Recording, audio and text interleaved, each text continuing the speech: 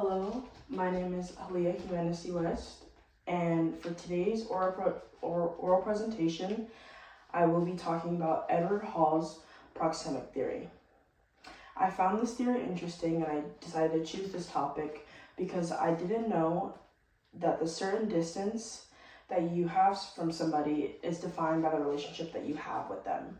I found it very interesting, and when I was reading the chapters and when I first discovered this theory, I always wanted to do a little bit more research on this, and this presentation gave me the perfect opportunity to.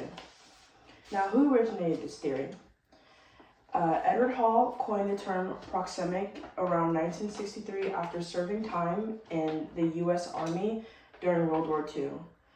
During his time in the Army, he started studying the zones people maintain, and as more and more time went by after the Army, he's finally started to get into this theory and the way that it works in culture and in social organizations and just overall social life.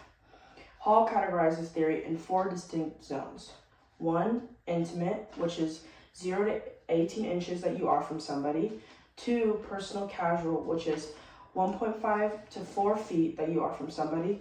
3, social consultative, which is 4 to 10 feet.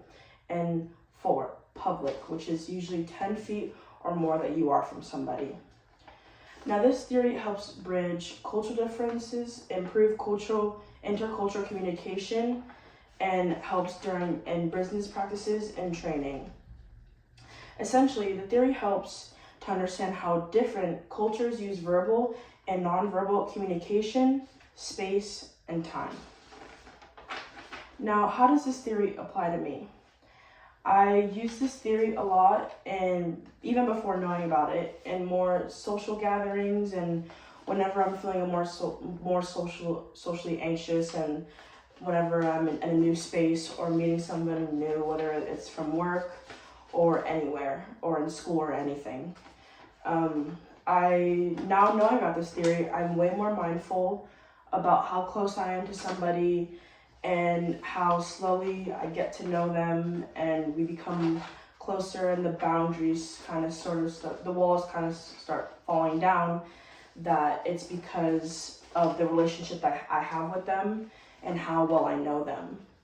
With this theory, I've been able to